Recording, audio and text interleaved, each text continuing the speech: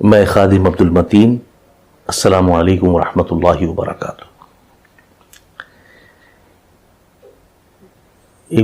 مجھے واقعہ ذہن میں ہے، ایک مرتبہ حضرت ابوبکر صدیق رضی اللہ تعالیٰ عنہ مسجد نبوی صلی اللہ علیہ وسلم میں دوپہر کے وقت تشریف لے گئے۔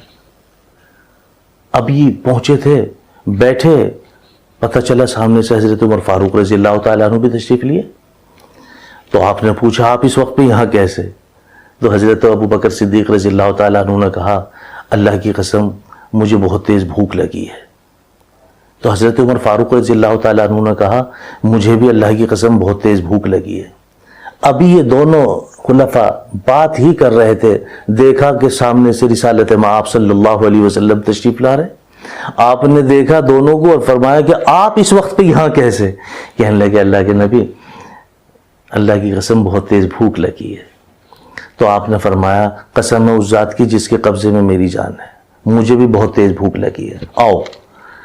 دونوں کے کاندھوں پر ہاتھ رکھا اور حضرت ابو ایوب انصاری رضی اللہ تعالیٰ عنہ کے مکان پر تشریف لے گئے۔ جا کے دستک دی، اندر سے آواز آئی اللہ کے نبی آج آپ لیٹ ہو گئے، ہم نے ناشتہ کھا لیا۔ اوہو، پتہ یہ چلا کہ آپ صلی اللہ علیہ وسلم کے لیے حضرت ابو ایوب انصاری رضی اللہ تعالیٰ عنہ کے یہاں ناشتے کا تھوڑا سا رکھ لیا کرتے تھے، تو اس دن آپ لیٹ ہو گئے۔ اب یہ جو دیکھا تو سامنے سے باغ میں سے حضرت ابو ایوب انصاری رضی اللہ تعالیٰ عنہ نے دیکھا کہ ہیں میرے دروازے پہ نبوت چل کے آئی ہے اور دو صحابی یعنی خلفاء کے ساتھ میں آئی۔ تو آپ دوڑے دوڑے باغ میں سے آئے، کہنے لگے اللہ کے نبی آج آپ لیٹ ہو گئے، ہم نے ناشتہ کھا لیا۔ تو آپ نے کہا ٹھیک ہے، آپ وہاں سے واپس چلے۔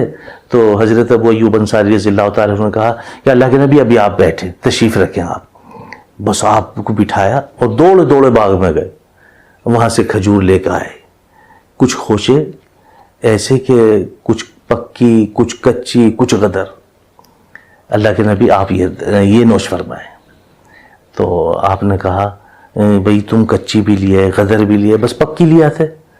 تو ابو ایوب انصاری رضی اللہ تعالیٰ عنہ نے کہا اللہ کے نبی میرا دل چاہتا تھا کہ میں آپ کو پکی بھی کھلاؤں، کچی بھی کھلاؤں، غدر بھی کھلاؤں، اور ابھی آپ ٹھہریں میں ابھی بکری کا بچہ ذبح کرتا ہوں، آپ کھانا بھی کھائیں گے۔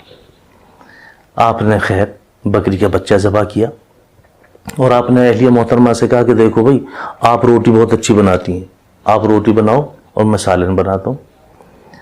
دونوں میاں بیوی نے مل کے کام کیا۔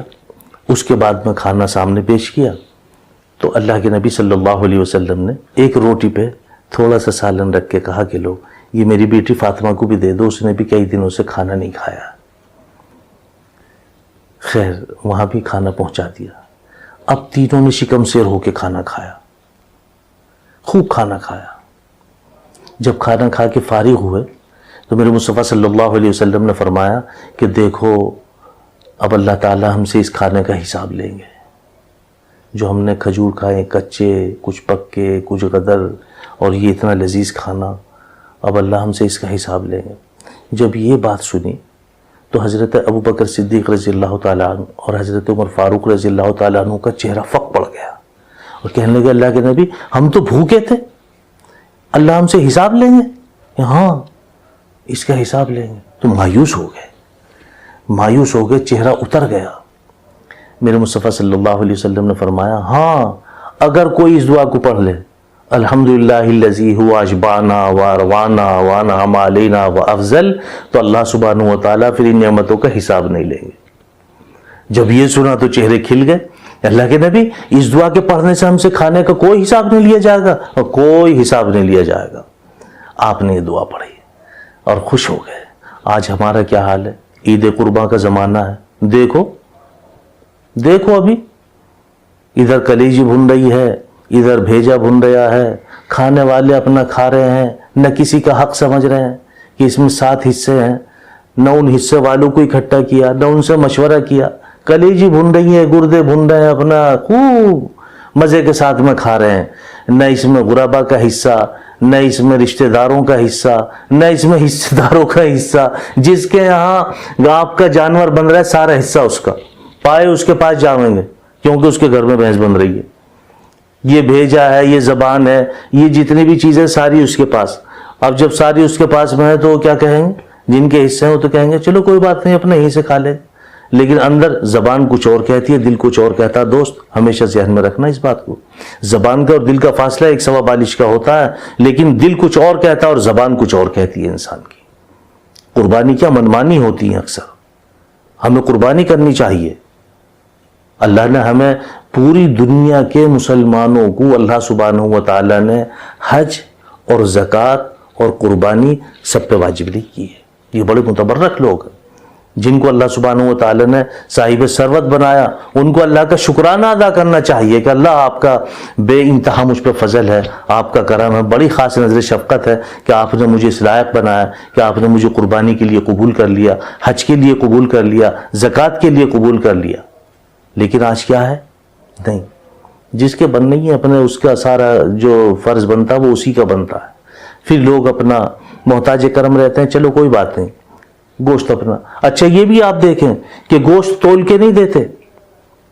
کئی جگہوں پہ میں نے دیکھا وہ اپنا بس انہوں نے بنا حساب اور دے دیا ایسے ہی، جبکہ ایسا نہیں ہونا چاہیے، ایسا نہیں ہونا چاہیے. اس کو تول کے دینا چاہیے، مناسب نہیں، کسی بھی صورت مناسب نہیں. آپ مسئلہ معلوم کیوں نہیں کرتے؟ اگر خدا نخواستہ آپ کی کسی سے کینسن ہو جائے، کوئی جھگڑا ہو جائے تو آپ اپنا آپ مشورہ نہیں دیتے، اس میں پھر یوں کہتے ہو بھئی آپ وکیل صاحب سے بات کریں، آپ کو پتہ نہیں ہے یہ بڑا ٹیڑھا معاملہ ہے، ان سے مشورہ کریں. آپ اپلیکیشن بھی نہیں لکھ سکتے. اور اگر کوئی دینی مذہبی کوئی مسئلہ کی بات آ جائے تو آپ اپنا آپ مسئلہ رائج کر دیتے ہیں. ایسی باتوں پر آپ کیسے خاموش رہتے ہیں؟ کہ آپ کے پاس میں عالم نہیں ہے، آپ کے علاقے میں کوئی عالم نہیں ہے؟ معلومات کرنی چاہیے میرے دوست، ورنہ تو یہ آپ کی قربانی نہیں، آپ کی منمانی ہو رہی ہے. تو اتنا کھانا یہ ایسا کھاتے ہیں اور کبھی دعا پڑھنے کی توفیق نہیں ہوتی. اس پہ ہمیں توجہ دینی چاہیے، ورنہ تو ایک ایک لمحے کا، ذرے ذرے کا، قطرے قطرے کا حساب دینا پڑے گا.